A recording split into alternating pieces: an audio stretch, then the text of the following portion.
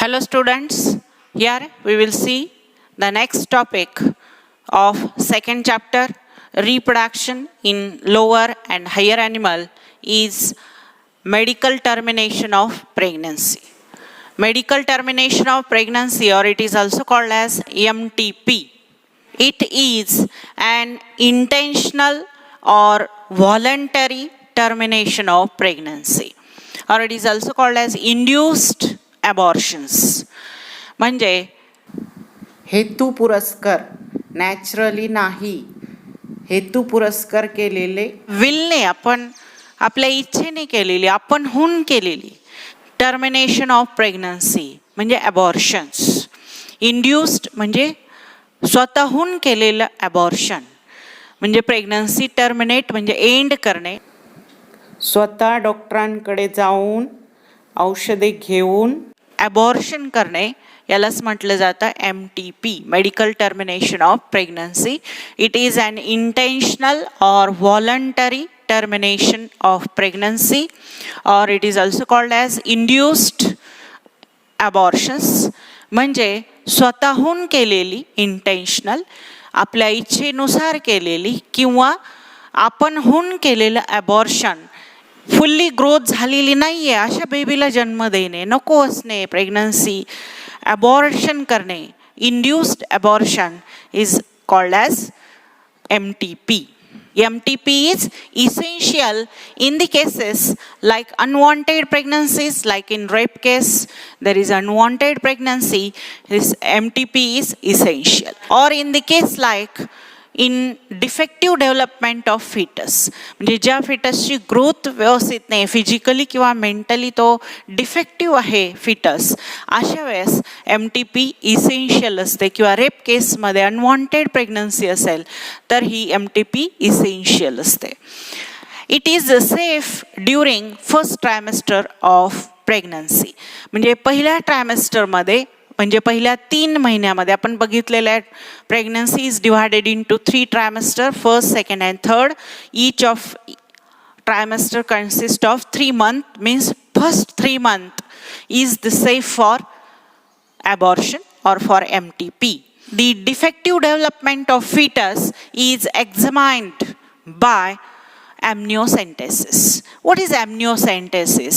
It is a process in which amniotic fluid containing fetal cells is collected using hollow needle inserted in the uterus under the ultrasound guidance. म्हणजे फिटसच्या भोवती जे fluid आहे, amniotic fluid, ते hollow निडलच्या सहाय्याने काढलं जातं. Needle use करून युटेरस या ॲबडॉमिनल वॉल, युटेराइन वॉलमधून ते इन्सर्ट करून हॅलो निडलच्या सहाय्याने एक्स्ट्रॅक्ट केलं जातं फ्लुइड, ॲमनिऑटिक फ्लुइड, ज्याच्यामध्ये फिटल सेल्स असतात. This amniotic fluid contain fetal cell. Fetal cell म्हणजे फिटसच्या, चाइल्डच्या सेल्स असतात काही प्रमाणामध्ये याच्यात. असं ॲमनिऑटिक फ्लुइड एक्स्ट्रॅक्ट केलं जातं निडलच्या सहाय्याने. आणि ही प्रोसेस करत असताना कशाचं गायडन्स घेतलं जातं? अल्ट्रासाऊंडचा. This process is used for study of chromosomes. Chromosomes are studied to see abnormalities in defective fetus. Genetic disorders ह्या जीन्समुळे किंवा क्रोमोझोम्समुळे असतात. मग हे क्रोमोझोम्समध्ये कोणत्या जीनमध्ये, कोणत्या क्रोमोझोममध्ये डिफेक्ट आहे, हा या क्रोमोझोमचा स्टडी करून डिफेक्ट ओळखला जातो त्या फिटसमधला. क्रोमोझोम्सच्या स्टडीने आपण ॲबनॉर्मलिटीज पाहू शकतो फिटसमध्ये. डेव्हलपिंग जे फिटस आहे, जे ग्रोथ होते फिटसची, या फिटसमध्ये काय काय डिफेक्ट आहेत हे आपण या क्रोमोझोम्सच्या स्टडीने बघू शकतो. कारण बरेचसे डिफेक्ट्स हे कसे असतात, जेनेटिक, म्हणून क्रोमोझोम्सचे स्टडी केल्यात आपण ते पाहू शकतो कोणते डिफेक्ट आहेत बाळामध्ये. But dangerous trend is misuse of amniocentesis to determine sex of unborn child. म्हणजे जे बाळ जन्माला आलं नाही त्या बाळाचं सेक्स डिटरमाइन केलं जातं या amniocentesis प्रोसेसच्या थ्रू. हा या amniocentesis काय आहे? मिसयूज आहे. If fetus is found to be female, then it is aborted and it is totally illegal. या प्रोसेसचा जर मिसयूज केला आणि कळालं की होणारं बाळ हे फिमेल आहे, तर त्याचे ॲबॉर्शन्स केले जातात, जे टोटली कसं आहे, इल्लिगल आहे, बेकायदेशीर आहे. तर या ॲम्निओसेंटेसिसचा हा मिसयूज केला जातो. काय करण्यासाठी? Sex of the child determine करण्यासाठी, आणि त्याच्या पुढची प्रोसेस केली जाते म्हणजे फिमेल फिटसला अबॉर्ट केलं जातं, जे टोटली कसं आहे, illegal. We see the process of amniocentesis. Amniocentesis used to extract fetal cells for genetic analysis. या ॲम्निओसेंटेसिसमध्ये फिटल सेल्स ज्या या फ्लुइडमध्ये थोड्याफार प्रमाणामध्ये असतात, ॲम्निओटिक फ्लुइडमध्ये, त्या फ्लुइडमधल्या फिटसचे सेल्स एक्स्ट्रॅक्ट म्हणजे बाहेर काढले जातात आणि त्याचा यूज कशासाठी केला जातो? For genetic analysis. काही डिफेक्ट आहे का बाळामध्ये ते पाहण्यासाठी जेनेटिक ॲनालायसिससाठी या प्रोसेसचा यूज केला जातो. How this is done? It is done by 5 steps. First step is ultrasound used to determine the position of fetus in the uterus. First step कोणती आहे की अल्ट्रासाऊंडच्या सहाय्याने आपण, अल्ट्रासाऊंड सोनोग्राफी ज्याला म्हणतो आपण, अल्ट्रासाऊंडच्या सहाय्याने आपण बाळाची पोझिशन अगोदर डिटरमाइन करू शकतो. बाळ कुठे आहे, वरच्या साईडला आहे, खालच्या साईडला आहे, कुठे आहे पोझिशन, बाळाची पोझिशन डिटरमाइन केली जाते या अल्ट्रासाऊंडच्या through. Then second step, needle inserted through the abdominal and uterine wall. ही जी निडल आहे, हॅलो निडल, ही इन्सर्ट करायची abdominal wall, then uterine wall. Hollow निडलच्या साहाय्याने एक्स्ट्रॅक्ट म्हणजे मागच्या साईडला जर हा पंप ओढला तर काय जमा होतं याच्यामध्ये, हा फ्लुइड जमा होतो, ज्याला काय म्हणतो आपण, ॲम्निओटिक फ्लुइड. फिटसच्या आजूबाजूला हे जे फ्लुइड आहे याला काय म्हटलं जातं, ॲम्निओटिक फ्लुइड. आणि थर्ड स्टेप आहे हे ॲम्निओटिक फ्लुइड की ज्याच्यामध्ये काय असतात, या फिटसच्या थोडेफार सेल्स असतात, असं ॲम्निओटिक फ्लुइड एक्स्ट्रॅक्ट करायचा. ॲम्निओटिक fluid containing fetus cell is extracted. Fourth step is a centrifuge of extracted fluid and fetal cell. हे जे टेस्ट ट्यूबमध्ये भरलं जातं हे एक्स्ट्रॅक्टेड फ्लुइड आणि त्याला सेंट्रिफ्यूज मशीनमध्ये फिरवलं जातं, ज्याच्यामुळे ह्या फिटल सेल्स बाजूला निघतात ॲम्निओटिक फ्लुइडपासून. हे खाली ज्या राहिलेल्या आहेत त्या सगळ्या फिटल सेल्स आहेत. आणि लास्ट स्टेप आहे, fetal cells are used in karyotyping, म्हणजे क्रोमोझोम्स डिटरमाइन करण्यासाठी, म्हणजे क्रोमोझोमचा स्टडी करण्यासाठी या सेल्सचा यूज केला जातो. मग क्रोमोझोमचा स्टडी केल्यानंतर कॅरिओटायपिंगमध्ये आपल्याला कळतं की क्रोमोझोम्समध्ये कोणत्या क्रोमोझोममध्ये कोणत्या जीनमध्ये डिफेक्ट आहे, कोणता डिसीज असू शकतो, हिमोफिलिया, कलर ब्लाइंडनेस, असे जेनेटिक डिसऑर्डर्स आहेत का बाळाला, किंवा मायोपियासारखे, किंवा मस्क्युलर डिस्ट्रोफीसारखे, किंवा आपण सिंड्रोम्स पाहिलेले आहेत वेगवेगळे, Klinefelter syndrome, Turner syndrome, Down syndrome, असे काही डिसऑर्डर्स आहेत का, क्रोमोझोममध्ये काही डिफेक्ट, एखादा क्रोमोझोम एक्स्ट्रा आहे का, एक कमी आहे का, किंवा जीन्समध्ये डिफेक्ट आहेत का, हे आपल्याला या ॲनालायसिसच्या थ्रू कळू शकतं. कॅरिओटायपिंगच्या थ्रू आपण डिफेक्ट शोधू शकतो, या डेव्हलपिंग चाइल्डमध्ये काय डिफेक्ट आहे तो. परंतु प्रत्येक प्रोसेसला जसे ड्रॉबॅक्स असतात तसे ॲम्निओसेंटेसिसला सुद्धा ड्रॉबॅक्स आहेत. This process also have drawback: miscarriage, needle injury to fetus, leaking of amniotic fluid and infection. These are the drawbacks. म्हणजे या प्रोसेसमध्ये कदाचित मिसकॅरेज, ॲबॉर्शन पण होऊ शकता, किंवा निडलची इंजुरी होऊ शकते फिटसच्या ब्रेनमध्ये, फिटसच्या स्पाईनमध्ये ही निडल जाऊ शकते, फिटसला निडलची इंजुरी होऊ शकते. आणि जर हे इथून आपण निडल आतमध्ये टाकलेले तर हा जो त्याच्या भोवतीचे जे मेम्ब्रेन आहे ॲम्निओटिक आणि कोरिओनिक मेम्ब्रेन, हे रप्चर होऊ शकतात आणि लीक होऊ शकतं. हे ॲम्निओटिक फ्लुइड लीक होऊ शकतं, ते बाहेर येऊ शकतं वजायनाच्या थ्रू आणि ते कमी पडू शकतं. मग अचानक ॲबॉर्शन करण्याची वेळ सुद्धा येऊ शकते. तर अशी लिकिंग ऑफ ॲम्निओटिक फ्लुइडसुद्धा होऊ शकतं, हा पण एक ड्रॉबॅक आहे.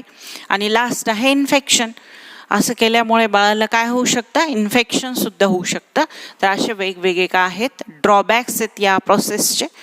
But dangerous trend in society is misuse of amniocentesis for determination of sex of unborn child.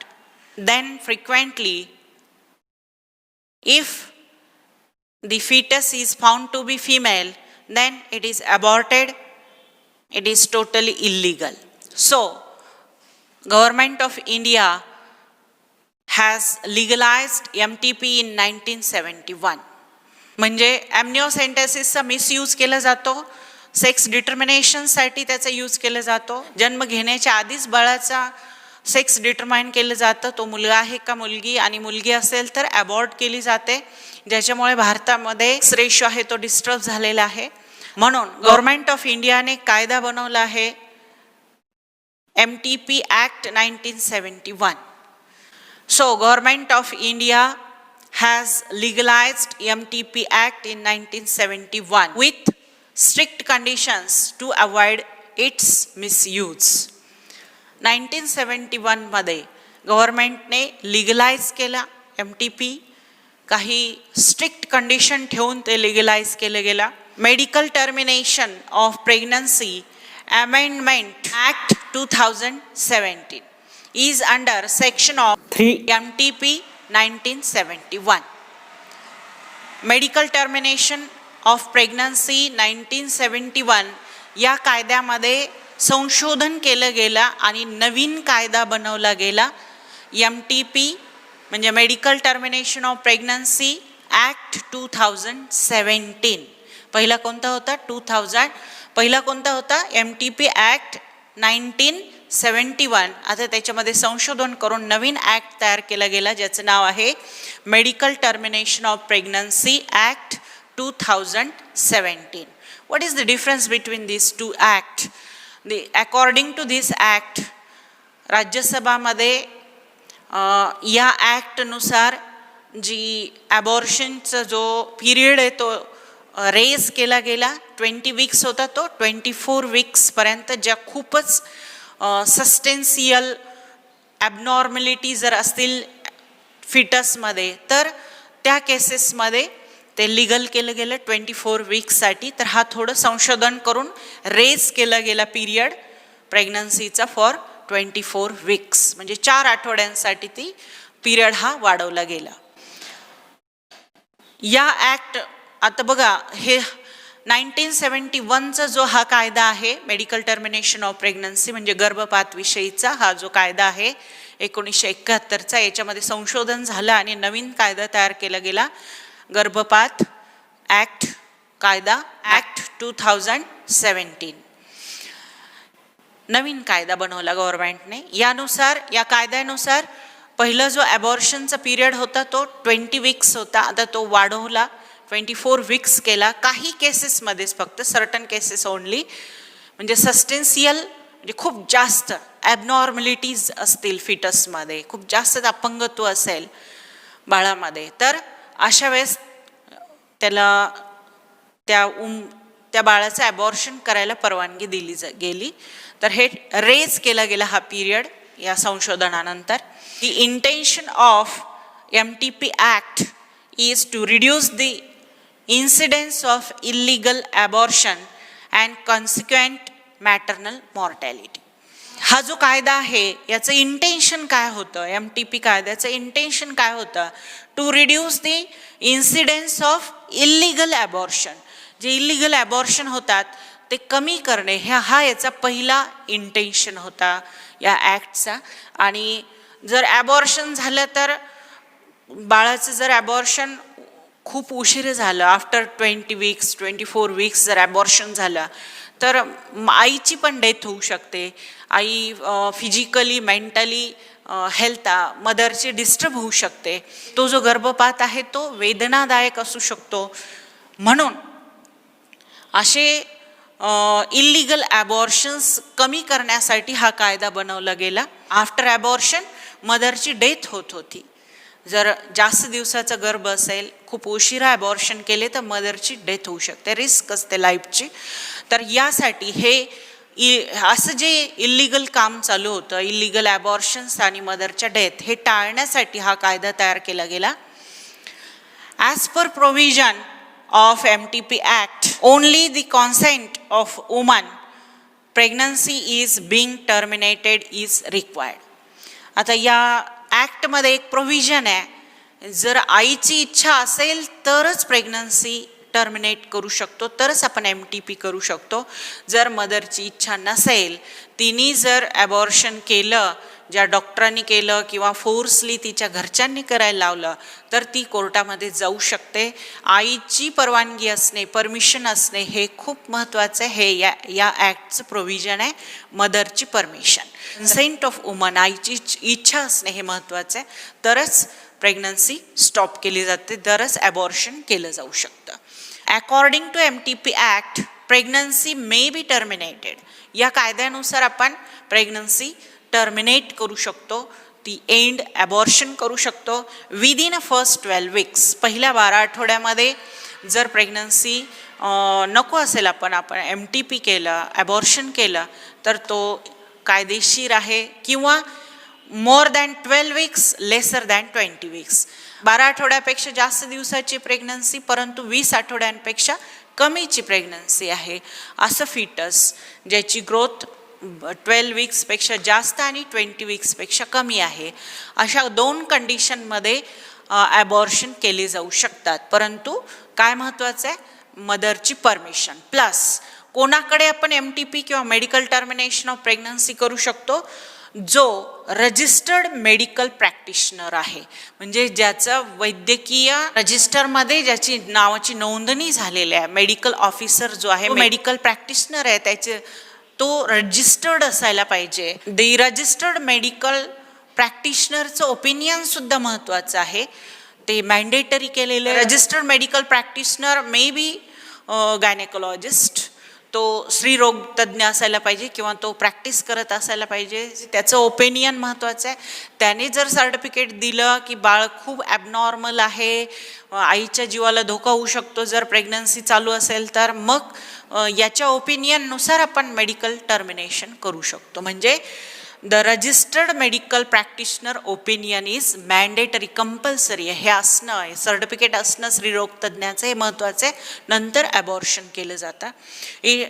कारण इथे रिस्क आहे. It involve risk to the pregnant woman, grave the abnormal and physical health, sustain risk to the child. स्त्रीच्या जीवाला धोका आहे किंवा बाळाच्या जीवाला धोका आहे किंवा तो फिजिकली किंवा मेंटली ॲबनॉर्मल होणार आहे, असं जर ओपिनियन असेल या रजिस्टर्ड मेडिकल प्रॅक्टिशनरचं, तरच आपण MTP म्हणजे मेडिकल टर्मिनेशन ऑफ प्रेग्नन्सी करू शकतो. आणि प्लस ती प्रेग्नंट मदर जी आहे तिची परमिशन असणे इम्पॉर्टंट आहे. फर्स्ट ॲक्ट तयार केला गेला 1971 मध्ये, ज्यानुसार हा जो पिरियड आहे तो 20 वीक्सपर्यंत आहे. परंतु नंतर संशोधन केलं गेलं. Medical termination of pregnancy act 2017 amendment म्हणजे संशोधन केलं गेलं आणि या कायद्यामध्ये थोडंसं हा जो पिरियड आहे हा ॲबॉर्शनचा हा रेज केलं गेलं, वाढवलं गेलं. 20 वीक्सवरून तो 24 वीक्स केला गेला. राज्यसभामध्ये हे बिल पास केलं गेलं की काही केसेसमध्ये जर खूपच जास्त ॲबनॉर्मलिटीज असतील, त्या जेनेटिक ॲबनॉर्मलिटीज असतील होणाऱ्या बाळामध्ये, तर ॲबॉर्शन लीगल आहे. म्हणून अशा केसेसमध्ये परवानगी दिली गेली, त्यासाठी ते रेज केलं गेलं 24 वीक्स. तर हा असा कायदा आहे MTP, medical termination of pregnancy is induced abortion. म्हणजे एक प्रकारचं हे ॲबॉर्शन आहे. बाळाची पूर्ण ग्रो होण्याच्या आतमध्येच त्याला जन्म देणे, त्याची डेथ होणे बाळाची, नको असणे प्रेग्नन्सी. परंतु या ॲक्टनुसार ते केली जाऊ शकते. कधीही किंवा कुठेही बेकायदेशीरपणे किंवा ज्या रजिस्ट्रेशन नाही आहे त्यांच्याकडे जर केलं किंवा त्या आपण घरी काही वेगवेगळे उपचार करून जर वेगवेगळ्या पद्धतीने अवैध पद्धतीने जर ॲबॉर्शन केले गेले तर ते बेकायदेशीर आहेत. कायदेशीररित्या तुम्ही जो रजिस्टर्ड मेडिकल प्रॅक्टिशनर आहे त्याचं ओपिनियन आणि स्त्रीरोगतज्ञ यांच्या दोघांच्या मते आपण मेडिकल टर्मिनेशन ऑफ प्रेग्नन्सी करू शकतो. थँक्यू.